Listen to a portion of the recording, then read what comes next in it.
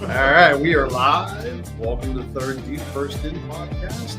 We had a great guest here in the studio today. With us is Chief Kurt Christofel from Lebanon Firefighter. Welcome, Chief. Now, thanks for having me. I am super excited to be here and hang out with two friends from a long time ago that we don't get to catch up very often, so it's been an interesting past 30 minutes catching up with these guys. So Yeah. Of course, we always have Deputy Gino Esty. How are you today? Good. We have a little 3 minutes to speak.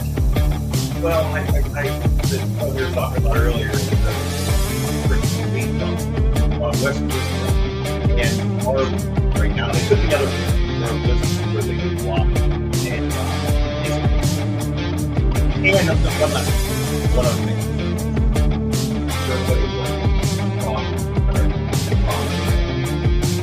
I don't care. 98 minus 30. I was saying the other day, I don't think cost is money. Right. I think I speed, but not all over. But the speed bumps drive me insane.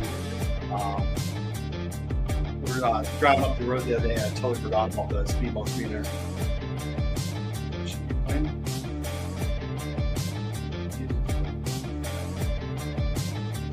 There's our boy Brad. Hey, Brad. Hey, brother. Yeah, maybe it's playing. Hold on a second.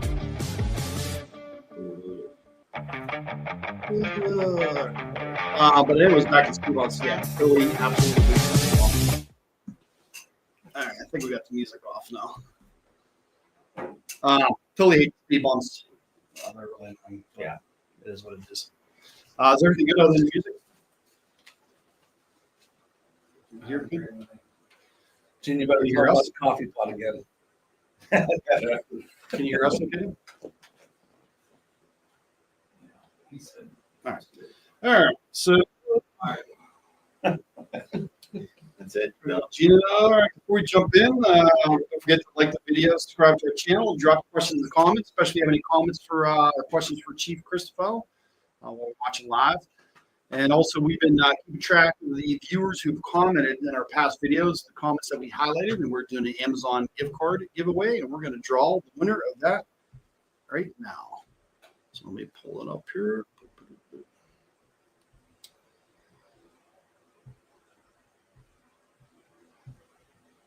All right, here we go. And the winner of the Amazon gift card is Detoured Travels. Whoever that is, Detoured Travels, congratulations. You won the $25 Amazon gift card for getting one of your comments highlighted during our videos. We really appreciate that. So make sure, since we don't know who Detoured Travels is, I don't think anybody knows them, make sure you send us an email at thirdduefirstin@gmail.com with your information, and we'll get that gift card out to you. So hold on one second here. We'll get back to the screen. We might have to go. There's a crash at Walgreens. I'm good. Yeah, I'm good. Hey, all right. So let's go back to Chief Kurt Christofel. Let's tell us a little of your history about how you started involved with your fire service. Now you're paid chief from Lebanon. So how did that go? Yeah, so it goes way back. I think it was in the late 80s, early 90s. So my father was a firefighter at Guildhall Fire Department, and he had retired, and then we had a chimney fire. And I'll never forget the sound like the jet. They say that it sounds like a jet engine, and I was like, "Hey, that's really weird." It was in the middle of the Stanley Cup playoffs, whenever the Pens won the back-to-back ones. So whatever that was. And so I went outside and saw the fire trucks, and EP2 was there. Wow. The 67 snorkel for Pleasant Hills, and they actually put it up in the middle of the street. Not really sure it was needed, but it was all right. So I kind of fell in love and went to the fire station. I joined, and kind of the rest is history. I was at Guildhall for many years, and they were a single engine company, and they had air trucks. So we went a little bit, but I wanted to learn about like truck company stuff and rescue stuff. And the best place to do that was at Pleasant Hills at the time. So I joined Pleasant Hills, and life member there for 25 years. Ironically, I never lived in Pleasant Hills though. I always lived in Jefferson, so I lived up on 885. I joined 885 and became a fire chief there, and was working at Bettis up in West Midland at the time, doing radiological controls. And I took the test at Mount Lebanon and scored #1. I could not believe that I scored #1, and I was #1 through the whole process. And Chief Sahana, who was on last week, offered me the job, and I was just, holy cow, like all this happened. And, over the past 15 years now that I've been at Mount Lebanon, just kept moving up through the ranks. And fortunately, or, unfortunately, however you look at it, they offered me the job for the fire chief, and I accepted it. So 5 months, 5 months, 6, about 6 years. So I was talking to these guys before Gino, and I said, I read all these books and all these papers about your first 90 days as fire chief, and not one of them I could do. So many things were thrown at me so fast that that I never would have even thought of. But it just every day makes me better. So that's what happened with me. I got asked to be the union president of the department back in 2015 or 2016, and they're like, nothing's going on. You're in the middle of a contract. You're going to worry about anything.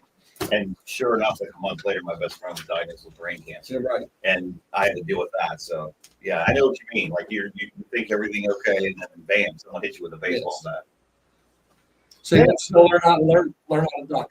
Yeah. I don't think they could have given the job to anybody more deserving. Thank you. Coming up through the ranks, it's very impressive. We biased them? Huh? Yeah, but definitely biased. But I've known Kurt for a long time, and I was telling Dan what we're gonna have him on. I was just thinking, like, back in the day, I remember he's a junior firefighter at Guildhall, and I just would never picture back in the day that this kid's gonna grow up and any fire chief, really, fire chief of Mount Lebanon Fire Department. I would have never thought it either back then. So we have viewers submitted a video we're going to play here. This is, Gina, you know about this video. This is from firefighter, one of your firefighters, Josh Hickman in McKeesport. Fire on Jenny Lynn Street. I don't know how long ago it was. This is like probably 2 weeks, maybe. Yeah, so we'll play the video and we'll discuss the video after watching it.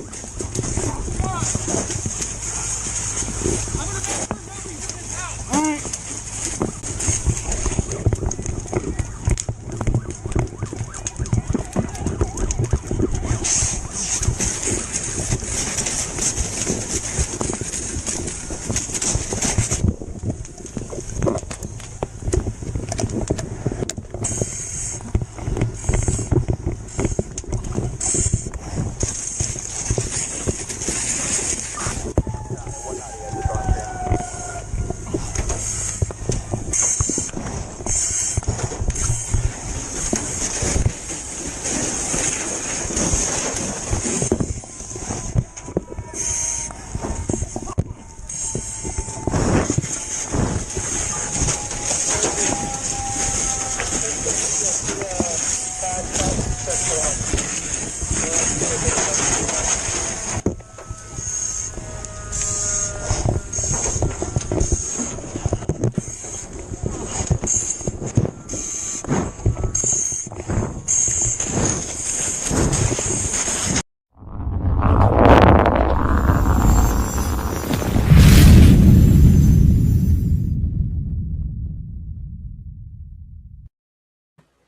right, so we're back after the video. Real quick, I just want to give a thanks to our sponsor. This segment is sponsored by FireCam.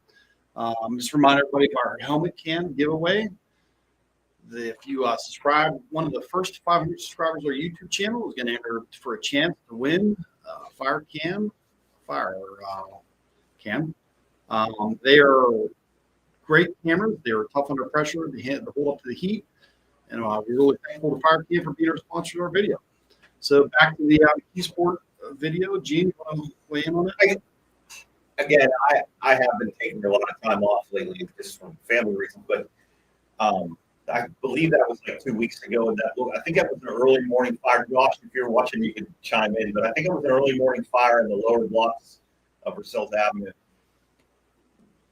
That department is so unique, and that they do so much with so little for such a long time that it's a pleasure to watch. But it's also, how would I say this?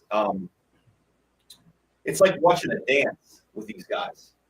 You know, it's incredible. There's not a lot of communication because we don't have to, because we work with the same people almost every shift, like I said before. But this far here was done with tank water. As you can see, that water, as Dan pointed out, is dirty. I don't know what rig that came off of. I would say it would be an older rig if it was. And they put out two and a half floors of fire with tank water. Yeah.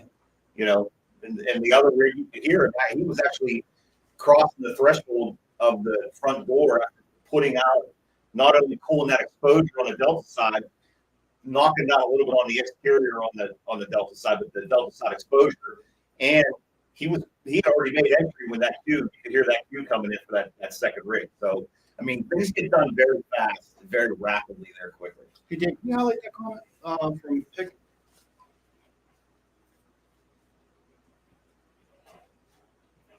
But yeah, it's we've been really, really busy lately, and it was TJ's last fire. We just had a recent retiree, Tom Percivalli, and that's right, that was his last day on a job, and he caught a fire, and so it's just fun to watch. I really am blessed that I'm there. To be honest with you, very blessed. Yeah, mid-May, early June also. Oh, okay. Maybe I'm just messed up. So kudos to Josh. I'm watching it, and I like Gino said, he was watching. He knew that he was on tank water. He was conserving his water, and he was putting water on the burning materials, which takes the fire away, right? I mean, and he was very observant that he knew that. So he's a hell of a fireman. Kudos to Josh for thinking about all those things that are going through your mind. Yeah, we said that it was. He said they used about 300 gallons of tank water and got the majority of it knocked down before the second unit even showed up on scene. So, but again, with big shout out to FireCam. That segment is sponsored by FireCam. We appreciate their support on our show. And if you got footage that you would like featured on the show, just send it in to us. There's a link going to be in our description. You can either email us at thirdviewfirstin@gmail.com for further information, or there's going to be a link to our Google form so you can upload those videos. So we really appreciate that, Josh. Thanks for sending in. And let's move on to our news stories. Gino, we were talking about this a little bit before the show. So there was a firefighter who passed away 5 years ago, 2020. His name is Jeff Eric. He's a firefighter EMT with Memphis, local 1784. He came home after working a 30-hour plus shift and went into cardiac arrest. Fortunately, his wife was there, performed CPR. Fortunately, their 11-year-old daughter witnessed it, but he did succumb to the cardiac arrest. So initially, the city of Memphis denied his death as a line of duty death, claiming it wasn't related. I guess their doctor said that there was no evidence that the cardiac arrest was a result of him working a strenuous shift. But the International Association of Firefighters disagreed. They came in and they brought their own doctors in. Gets a month of trial, and ultimately they won. So now the family is getting a line of duty death benefits for them.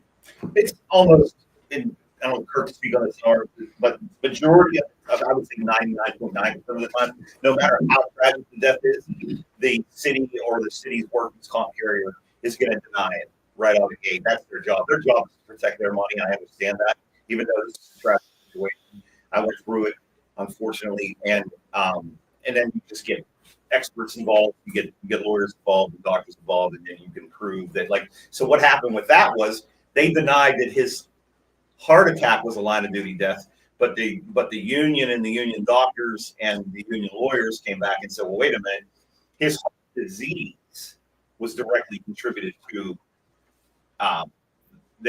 his heart disease was directly contributed to his exposures on the job. So that's how they were able to get the family compensated for it. So unfortunately, we had to wait 5 years, but finally got rectified for the family. It's unfortunate they would have to wait 5 years for that. It's kind of unique like that. That's right around the time too. You said 2020, right? Yeah. That's right around the time whenever they made the 24 hours post incident. Yes. A line of duty death 24 hours post incident. So now that would be 100% line of duty. Yeah, death not right out of the gate. Next story is out of Minneapolis. I never heard of this, but apparently this isn't something sort of common now. 5 Minneapolis fire stations installed saunas this year in hopes it can reduce firefighter cancers. You want to chime in? I heard you probably chime in more on the reasoning for it. So it's actually really big up in Canada right now. They did a lot of studies up there. I attribute it like go to a structural burn class or whatever, and you take your shower afterwards, and we say shower in the iron. Then 3 days later, you can smell it again. Mm-hmm. So the theory is that, and there's some studies out there that actually show that you go into a sauna, and a lot of these departments up in Canada have a sauna with like an exercise bike in it. So you sweat you sweat for 15 minutes in the sauna, and then you go take your shower. And it's supposed to open up your pores and let all that stuff. The sweat actually pushes the carcinogens out. Yeah, that's pretty interesting. You're going to see it more in firehouses. From what I understand, we just got a huge grant for workout equipment, and I think part of the next step for us is to get saunas. I would assume in one, maybe both firehouses, because there's studies that prove that if you get in there and sweat, then you got a lot better chance of that shit getting absorbed anywhere in your body. Yeah. Is the sweat a hazardous material? Yes. So moving up, this was making the round this week in the TikTok world. 22-year veteran of the North Babylon Volunteer Fire Community, apparently the fire chief there, was witnessed on video. They're responding to some type of EMS call for a 10-year-old girl who had some type of, seems like maybe psychiatric issue or something. And as they're loading her into the ambulance, the chief could be heard telling her, shut the F up. And it's like this with you every effing week. So this was on video, and obviously it didn't go well. So he's been suspended, pending further investigation by the fire departments. This is a young girl, you said? Yeah, 10 years old. She's having some type of psych thing. Apparently it's an ongoing thing. Obviously that they're there for. For a man. Apparently, yeah, he lost his temper with her and said some inappropriate things. Was it caught on video? It was definitely caught on video, yeah. And, you can hear him saying it to her as they're loading her into the ambulance. I have a screenshot of that, but that's them loading into her in the ambulance. Oh, okay. And he's saying it to her. But the town of Babylon condemns the conduct in the strongest possible terms. It stands with the affected family and all the residents who rely on emergency services in their times of need. Sounds like his job's over. Yeah, possibly. But obviously, I don't condone that whatsoever. It's inappropriate, but I think people just need to realize that times have changed. There's cameras everywhere, so You never get away from it. yep, never let I you tell go. you, and I see these at every single call, from COs to fire alarms to smell of smoke in the area. If I don't pass somebody that's videotaping me going to or from a run, it happens every single day. So unless you're cognizant and you don't mind getting fired or whatever, you gotta watch what you say. You really do. Yeah, I was actually everybody here knows him. Todd Pritchard. I was talking to Todd Pritchard a while back about that very thing, but he said back in the day when he was working in Mount Lebanon, they had an EMS call. Some lady had some type of episode. She's laying on the sidewalk. I don't know if it's cardiac arrest or seizure, but there's people there with their phones recording. Absolutely. And he was like, "What are you doing?" It's like, "This person, like, why do you have to record this?" Yeah. I don't know, having the worst day and you're sitting there recording and you got to post it online. Right. Or let's Facebook. We see a lot of Facebook Live happening. Yeah. Like scenes of horrific scenes, and it's just, I don't know. Yeah, I like It's a different world. people want to post fires and stuff like that. Yeah, or absolutely. Yeah. See a car wreck, but like, don't have some respect for the I victims agree and stuff with you. like I that. agree You know? with you. So, That's what happened with the Kobe Bryant. Yeah. You know, in LA. You know, yeah, the all firefighters those- sharing photos. they Yeah. all lost their jobs. All right, well, moving on. Let's get back to our guest here, Chief Christopher. Oh, shit, I didn't remember he was here.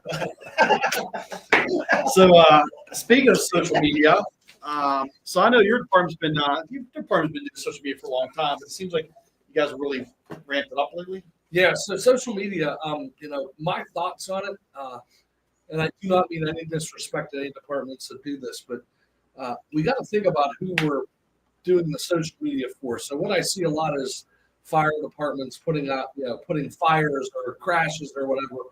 And the only thing we're marketing to is other fire departments. That's it. Yeah. We're not really marketing to our public. So we have some great folks on our outreach platoon that take care of social media. The one individual that's really responsible for it, Lieutenant Jamie Watt, he has had a lot of fun with it lately. So yeah, he's having a lot of fun with it. We go back to like Thanksgiving where he put his face on a turkey in the oven and was talking about safety, cooking safety, and then he's had a lot of fun with it. You got to look very carefully, but sometimes there's something in a shadow or a window, or but yeah, we just recently did the mascot, whatever drawing where we actually had people phone in or put in their pets, and the best pet would win. Oh, Yeah, it was great. Yeah, so Sparky, I think our true mascot Sparky had a hard time with it, but he was in the videos. They've been having a great time with it, and this one that you're going to show, I'm just going to preemptively before you show it. Our former safety chief, Deputy Chief Hughes, they don't like me to use the pole anymore because I used to come down for the kids with cookies and milk and like no hands. So I'm almost forbidden from using the pole now. So Throw it up, Carol.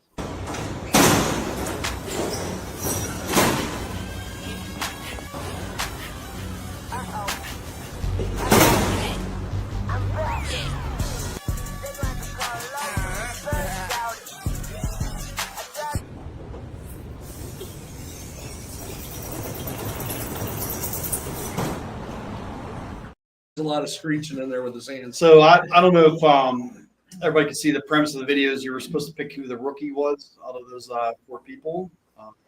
We definitely know it's not number 3. Ironically, I got a whole bunch of number 3s. Really? Yeah, that must have been the rookie. Yeah. I think I saw somebody in the comments mention something about the belly of the guy. Yeah, I'm sure he's nice. Yep. 10 Not that I can pounds, say anything. 10 pounds since February. Yeah. So I also Hazards of the job, right? I was going through your Facebook pictures, feeds or whatever. I saw this photo. But, man, that's really involved car fire. Yes. That was about 2 weeks ago. They get dispatched for a car fire. From what I understand, I was not in town, but apparently this guy got out of the car. It was still rolling down the street. By the time we got there, that's what it looked like. And it actually, that's a brick street. Parts of the car actually melted into the bricks, and they couldn't get them out. No way. Yeah, into the joints of the bricks. So I think it was a Jeep Cherokee. Yeah, I was impressed with that. It was pretty involved. All right, so on to we already sort of talked about your career path, from being a volunteer chief, rising up.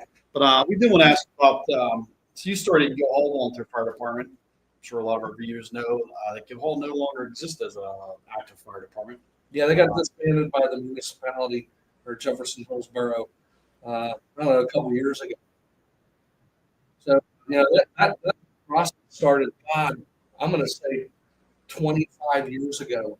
We started Jefferson Fire Rescue, which was an umbrella company to kind of bring them all together. And the process of, I think they did a consolidation, not truly a merger, but they wanted to consolidate all three into one.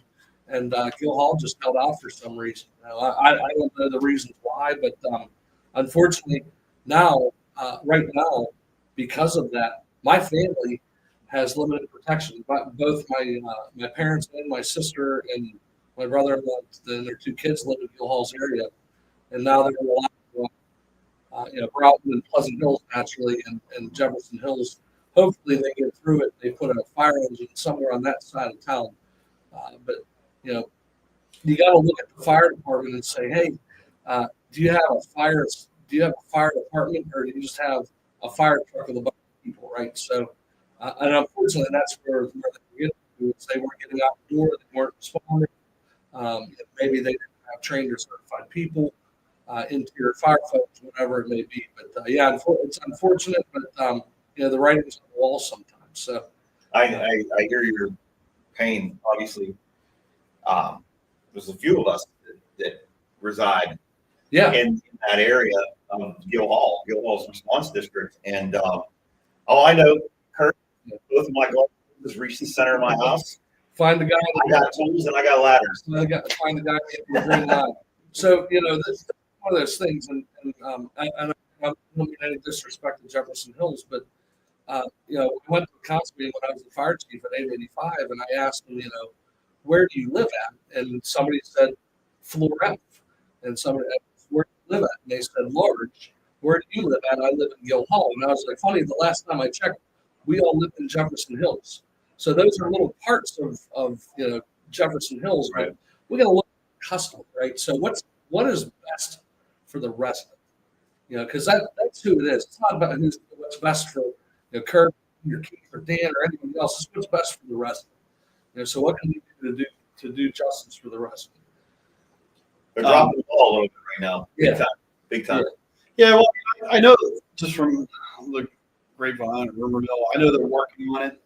They're trying to get station staffed out that way in the Gil Hall district. And the one nice thing now, I guess, as opposed to back then, they do actually have paid staffing in stations, so they're going to get there a little quicker. I think their idea is two extras on once Gil gets over. Yeah. Or gets, they get fire protection in that area. But I've been telling them for I've been telling them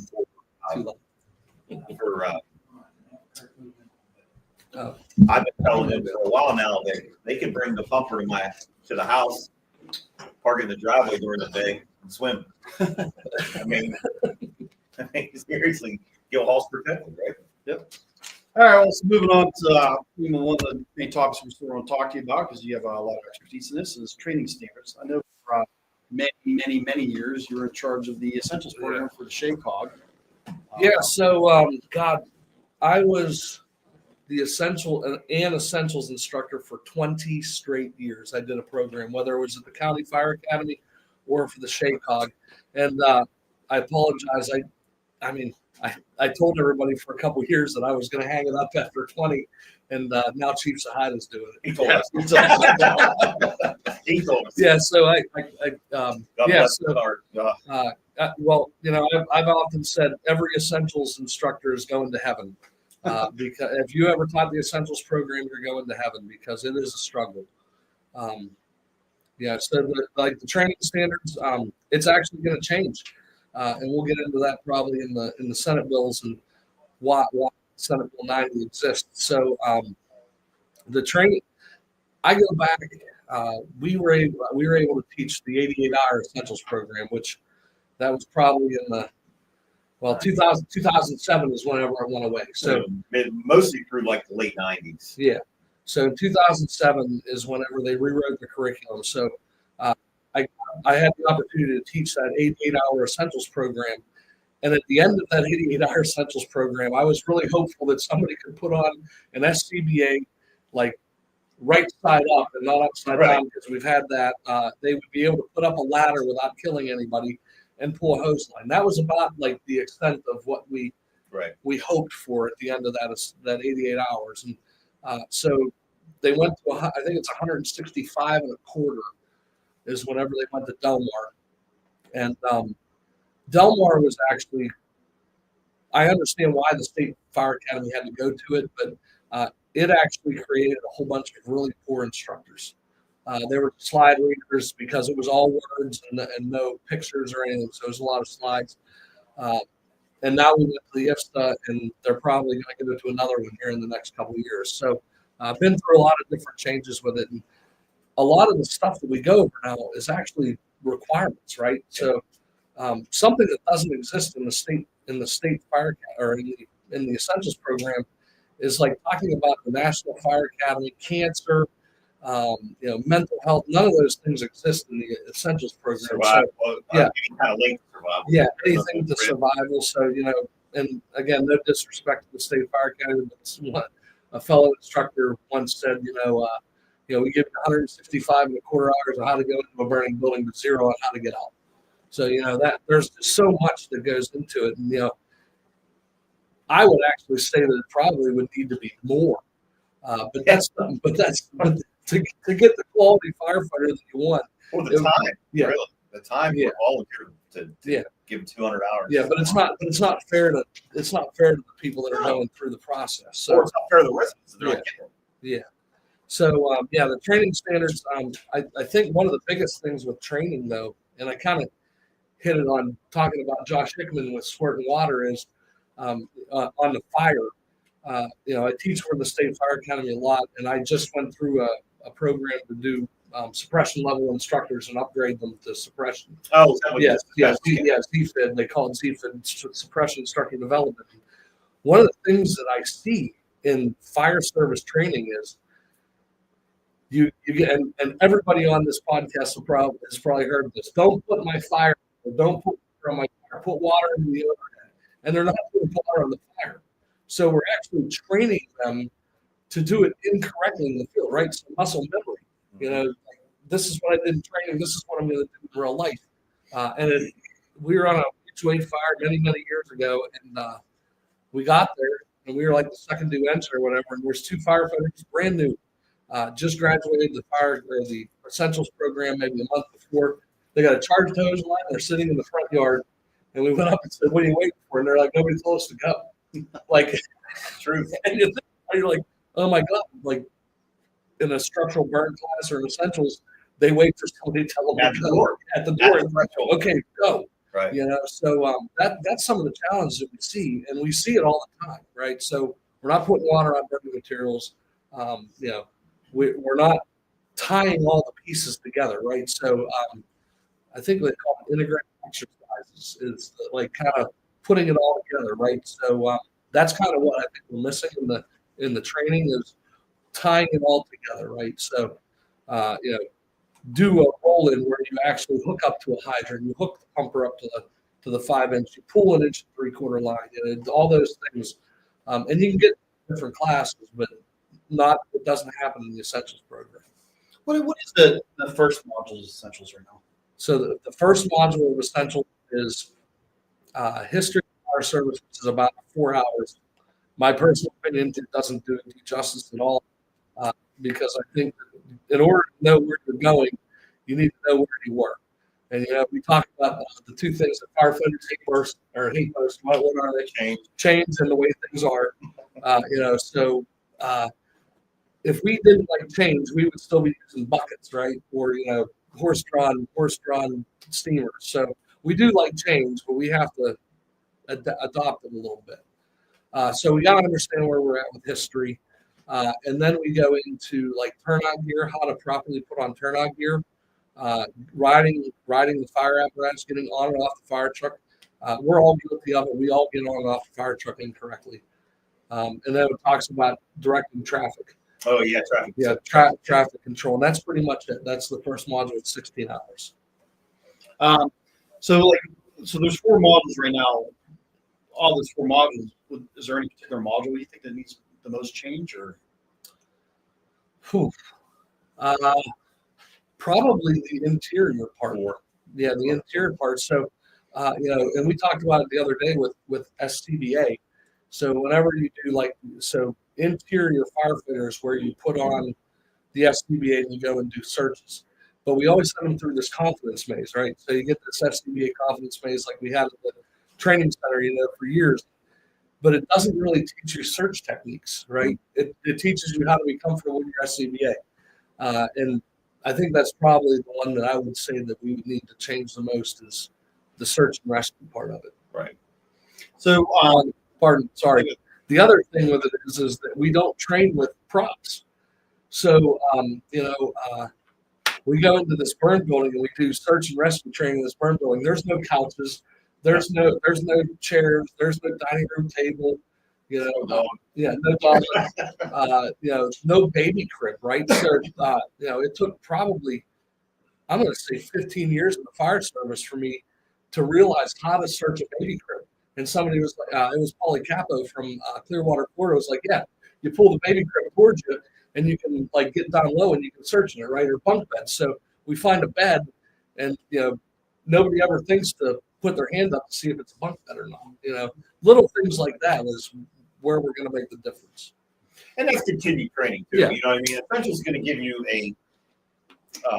a basic knowledge of what this job entails, and then it's up to that person to take the RIT class, take the survival class, take the management programs, go travel, go see all of the instructors that are teaching different ways throughout the whole country.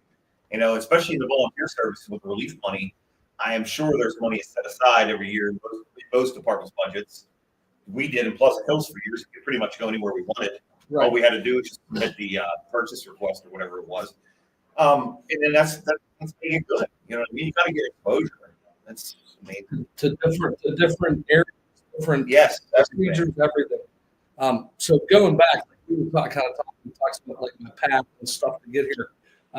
I'm a product of my environment, right? So every person that has ever crossed my path, I learned something from, right? So going out to FDIC, and fortunately, I knew a lot of people in the fire service, and I got to hang out with some really cool people at FDIC, like Mark Gregory, Mike Champo, Dugan, all these guys. You get such great things from them outside of class as well. So I was really fortunate with that. 2 sentences can change you. Yeah. You know what I mean? Can change your whole aspect of firefighting. If you just get, I was thinking about that, but that firefighter actually seen that. Thank you for sharing their experience. You know what I mean? It's awesome. Yeah. So we were talking about that legislation. Was there some legislation that affected essentials to the? Yeah. So there's actually 2 out there right now.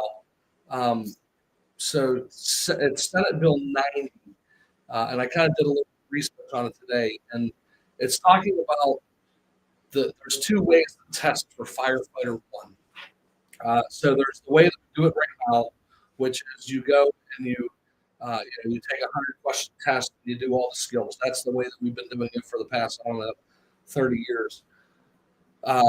The bill, what it does is it gives kind of an option so that you can test at the end of each module. So you would finish module 1, and you would take a test and do some practical skills, and you would do module 2 and do another set of skills, and you would get the firefighter 1 that way.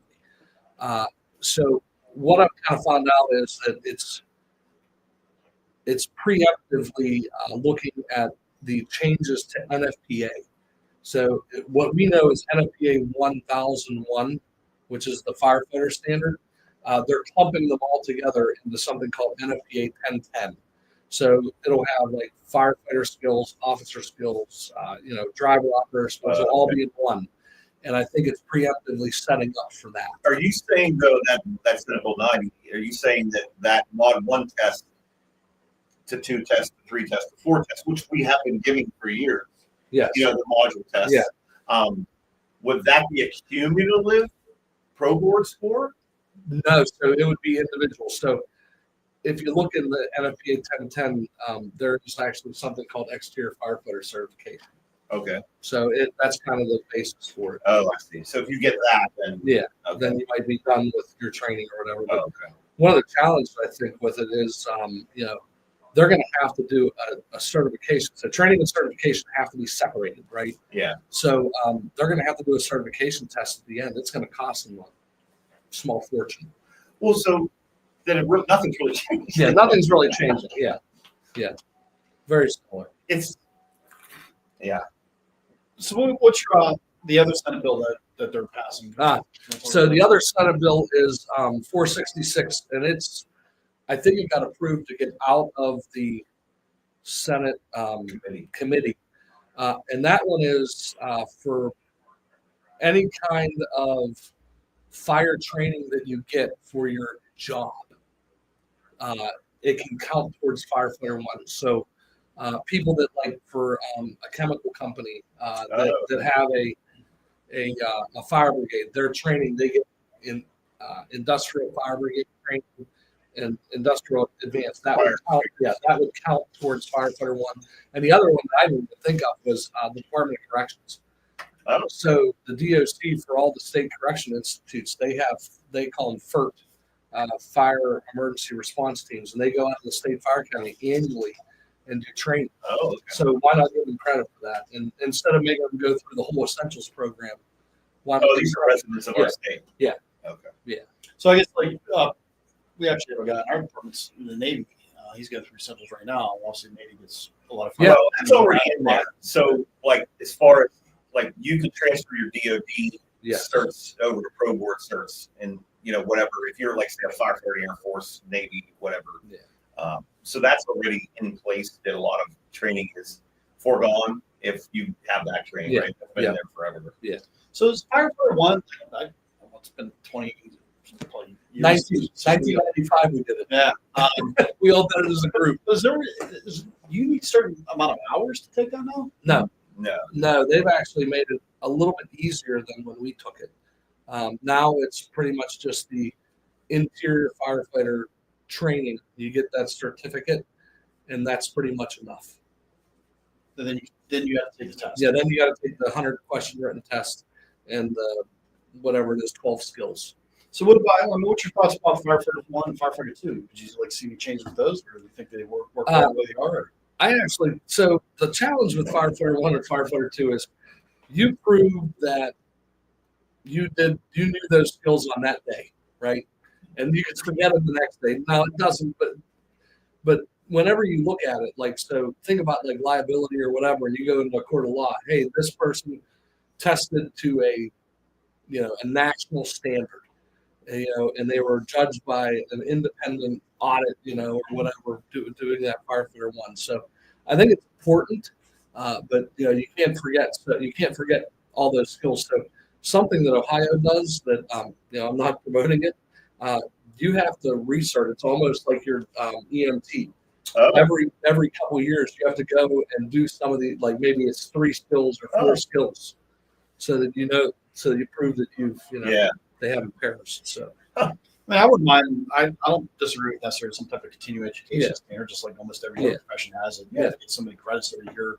Yeah, if you're a barber, if you're a barber that cuts hair, you have to go and do, you have to go and do certification tests. Bartender, everything. You got to go through continuing education. But for some reason, the fire service is like, we're not going to do that. Unless there's anything else on training you want to talk about, I was going to talk later about running a good. I wanted to get a shirt made. I always wanted to get this shirt made when we were teaching all the time together. We were doing essentials out of North Park. Was latter days equal vodka nights. Because I'm telling you what, those latter days, when you did the lecture wasn't bad, but that 8 hour on a fire ground with ladders where you would have students, and no knock on any student, but there were students that never threw a ladder before. So I once told them to watch their hands, and they all let go of the ladder. And that's why like some kids that may not have like the best upper body strength at that point in time in their life because they're younger kids. Yeah, latter days equal vodka nights. I don't remember vodka. I just took a lot of Tums. I had a lot of heartburn. Well, we lived it. So I know you're a short tenure, 5 months in running a combination department, but I just always find it interesting how, obviously we talk a lot about changing the fire service, the volunteer service, and maybe there needs to be some type of paid staffing brought on sometimes to help out with companies. But Milo has been doing it for a long time, running an accommodation department where primarily you guys are a paid department. You have enough staffing, but you rely on your volunteers too when you have structured totally rely on our volunteers. So Whenever I got to Mount Lebanon, I got to be honest, I didn't necessarily fit in. The guy from Jefferson Hills, but everybody from Pleasant Hills used to joke with me about being a farm boy and No way. the horse and the cart and all this stuff, and then I get there You're not gonna be a home boy. and I have to learn words like reconnoiter, reconnoiter, What's a and reconnoiter? reconnoiter means fixing the problem.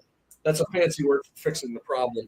And another like a credenza. I call it like an end table. People call it a credenza. And Sean Daniels owes me lunch tomorrow for saying those two words. Yes. It was a challenge, to really understand the customer service aspect. So, I am now the 6th paid fire chief of Mount Lebanon. Oh, cool. 6th since the 40s. So they had Chief Wood, Chief Gettle, Chief Walter in the 70s and 80s, Chief Engine, and Chief Sahida through last year. What about Grant? Grant was on the deputy chief. Oh, I thought he was chief. Okay. Yeah. So that's kind of like huge for me. And I'm not gonna lie, I wasn't scared a little. I was scared. Yeah. It was. And listen, I went from, and you probably did too. I know you came from the same roots as me. I was a dirty fireman. Yeah. For a long time, and then all of a sudden, I got promoted. I wanted to get promoted. I got promoted. And, I'm sitting in an office. It's quiet. I got a big shirt on, and I'm responsible for other humans' lives. The job's not about me. It's not about you. It's about them. Yeah. I'm not talking about my humans. I'm talking about the humans that reside in my city and beyond. Yeah. That's a heavy burden sometimes.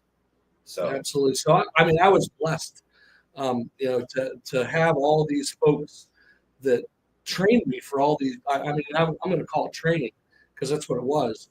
Going back and Gino, in like the first podcast, you talked about parenting, right? So my parents, being strict and making sure I was doing all the right things and not getting into trouble, and then you go to we learn off of different leaders, right? So we learn little things off of all these people. So off of Chief Heck, off of Chiefs, Chief Eskin, off of Keith, everybody that I have touched has something to do with what I've learned in life, and I was fortunate enough. I'm going to give props to him. Tom Benor Sr. kept taking me to all these burn classes. Right?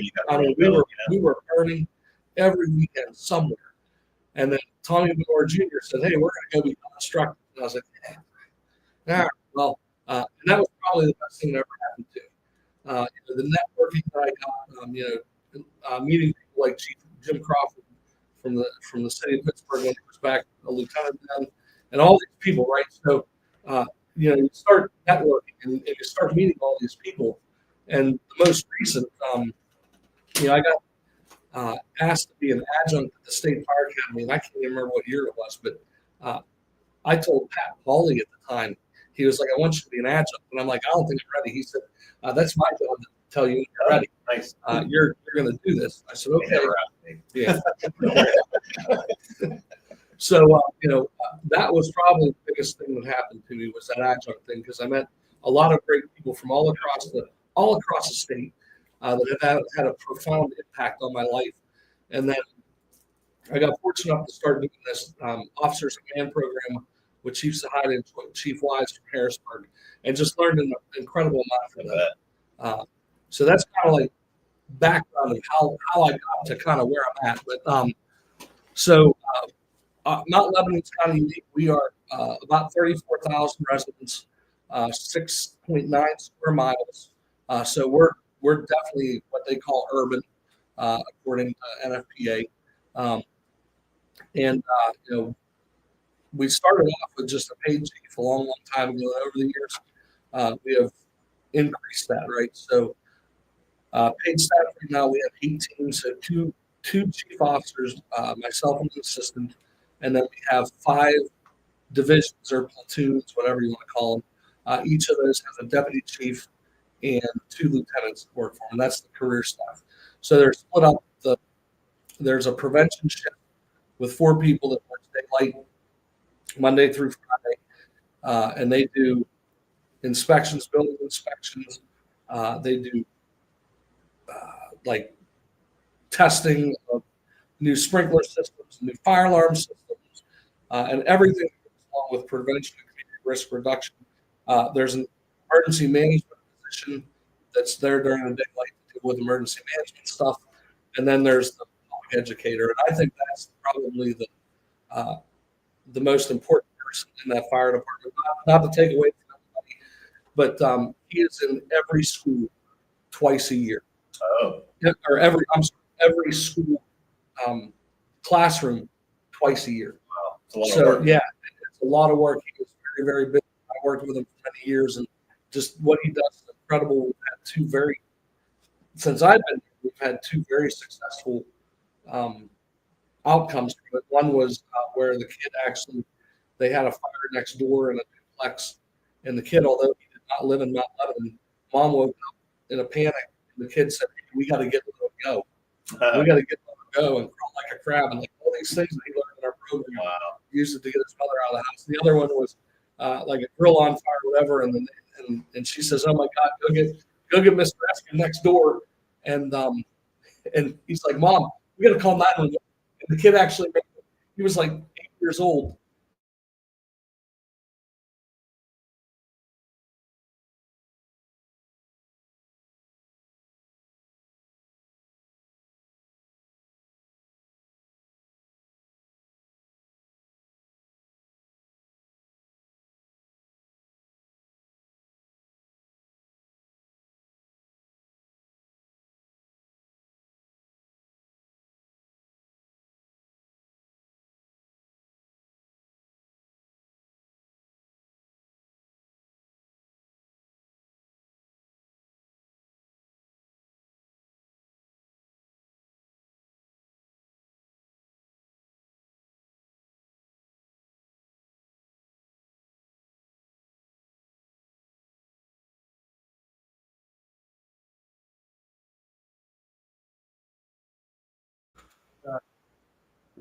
Here's now.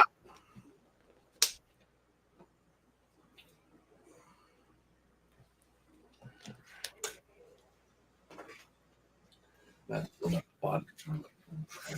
I haven't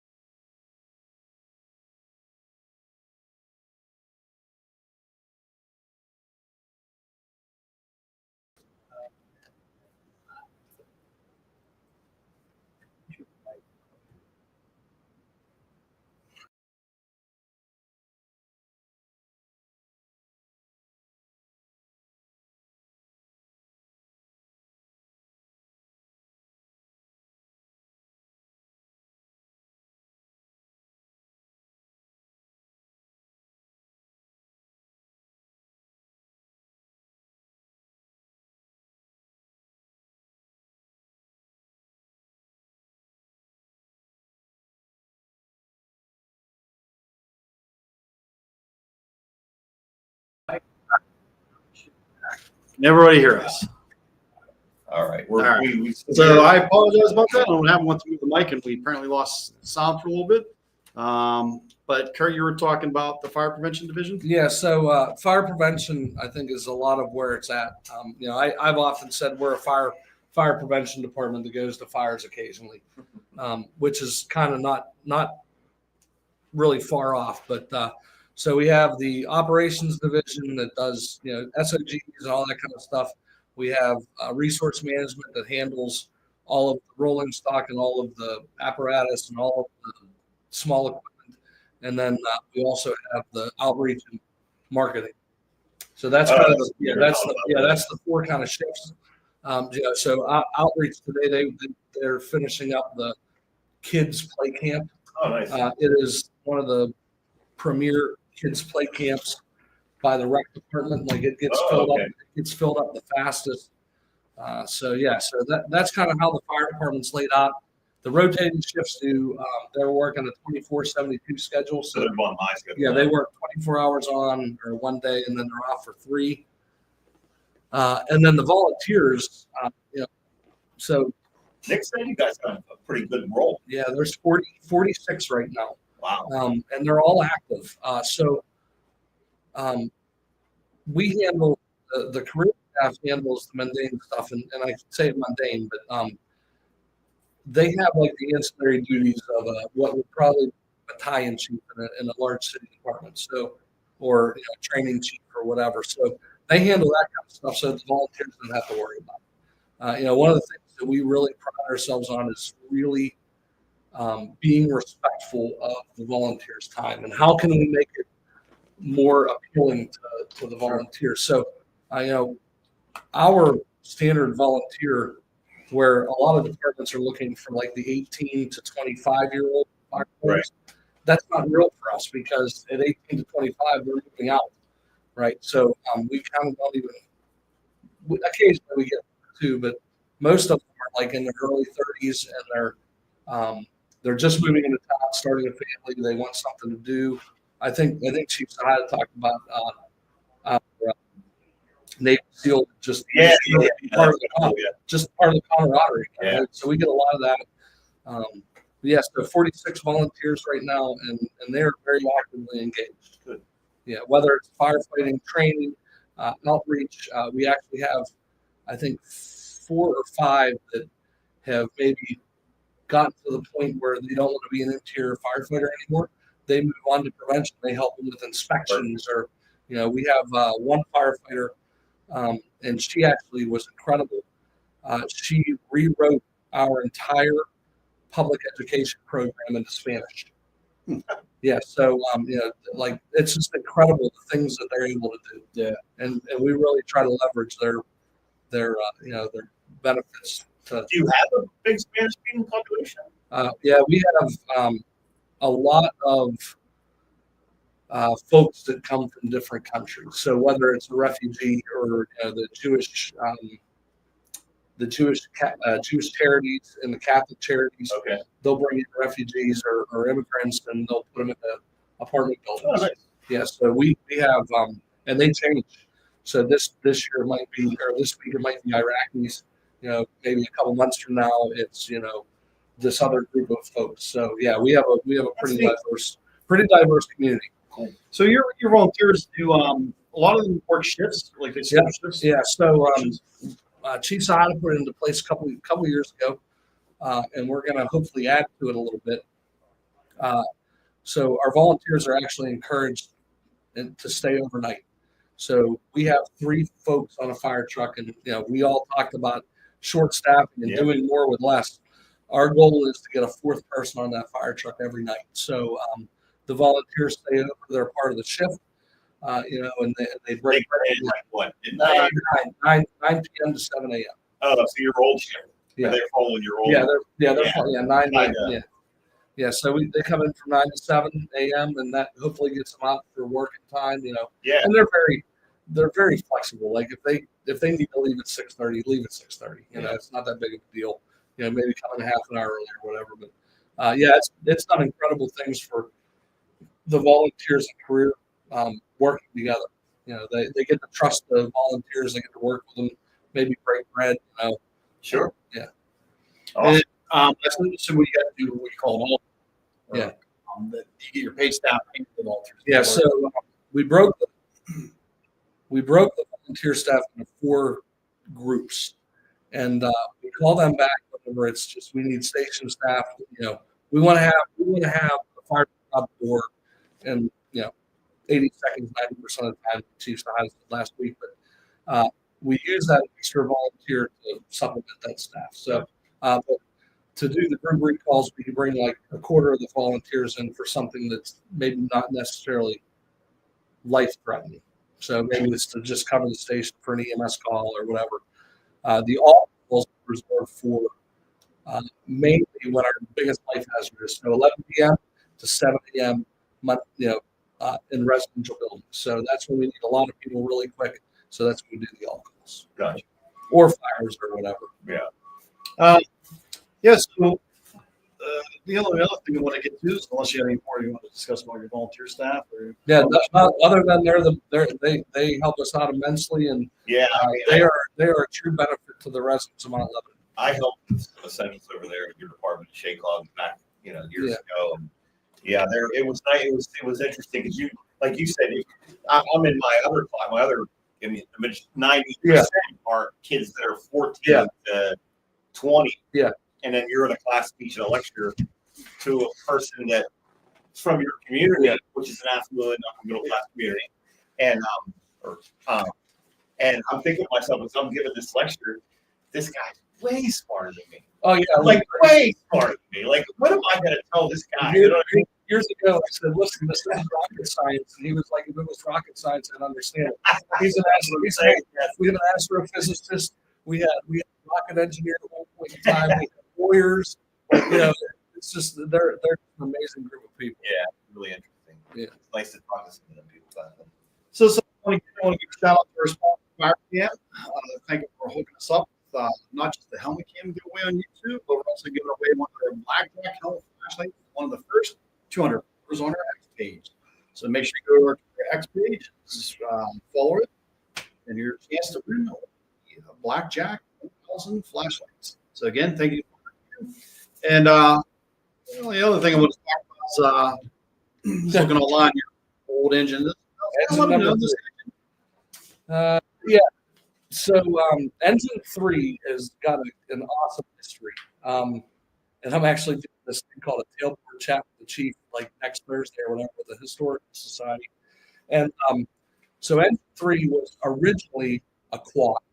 So for those of you that don't know, it was a city service truck. It was 10 feet longer. So in the early 50s, Mount Lebanon got their first aerial ladder. And so what they did was they took it down to Public Works, and they cut 10 feet out of the middle of it and welded it back together. So in the 60s, it got sold to a collector up in Michigan, I think it was. And then in it would have been 88, the 75th anniversary of Mount Lebanon, whatever. He brought it back so that he had it in the parade, and he offered to sell it to somebody. So one of our retired platoon chiefs, Ed Meyer, and Kevin Malin actually bought it. No shit. Yeah. So they've owned it since that time, and so Kevin truly believes that it belongs to Mount Lebanon, so he's donating it back to the fire department. Oh, great! So the Historical Society wants to put it in. He keeps it in the Rolling Hills Fire Station right now, which is Baldwin Township. Oh, okay. Yeah. Okay. So so he needs to order it. I see you driving. Oh, I love that thing, and it's got such a great history, and it's been weddings, funerals, all these crazy things that it's been involved with. So, so they're looking to put it inside the historic. Yeah, calling me right now. Well, ask him about being on the show when you talk to me. So we actually threw the link up in our description if anybody wants to donate. Look for money for storing. Yeah, so they're actually they want to do a full exhibit, like make it a permanent exhibit. They want to turn the basement of the Historical Society, like a little mini fire station with the beautiful red tile floors like they used to be with an old fire pole. And, Cool. yeah, and glass front door so everybody can see it, and we'll have the ability to take it whenever we need it. Yeah, So, that's awesome. Yeah. Feel like I'm super excited Ferris about that. Bueller's, Ferrari. Yes. Yeah. Well done. Yeah. All right. Well, Chief, we really appreciate you being Yeah, on. thank you. It's great to learn about your training, about your rise from the volunteer ranks to Chief of the Department. Wish you all the luck in the world, man. Yeah, thank you. Well, I got good help all over the place. So Yeah, if you need any advice, don't call. yeah, don't call. No. I'm definitely not going to call you. Well, it's funny. We have another mutual friend of ours who was a police officer in your town for many years, retired. Officer Scott. And I had, real quick, I had been a cop for some years before he had joined, before he got on, and I was a cop in not 11. Yeah. We'll just say that. Yes. And Scott just calls me up and he's like, I want to sit down, talk about police work, and everything. And I'm like, everything that I tell you about police work will put you in federal court in Mount Lebanon. I'm just letting you know right now. So anyway, Yeah. sorry. No. So yeah, we got great people, and I got great friends that will help me with whatever. So greatly appreciate it. We got to start hanging out more, man. Yeah, I'm off every night now. All of us. Me too. Pretty much. All right. Well, we'll be back next Wednesday at 7 p.m. We apologize for a little bit of technical difficulty we had during the episode. We'll get that figured out for the next episode. Don't forget to hit the like button, subscribe to our YouTube channel. Don't forget to subscribe to our X channel, and also like us on Facebook. If you guys have any suggestions for topics you want to see on the show, let us know. You can email us at thirdfirstin@gmail.com. Gino? I don't have a rant, but I have a revelation. Great. I think one of the top 5 rock songs of all time is Thunder Road by Bruce Springsteen. Top 5? Top, definitely. All right. Definitely top 5. Anyway, try not to talk. All right. See y'all next week. Thanks a lot.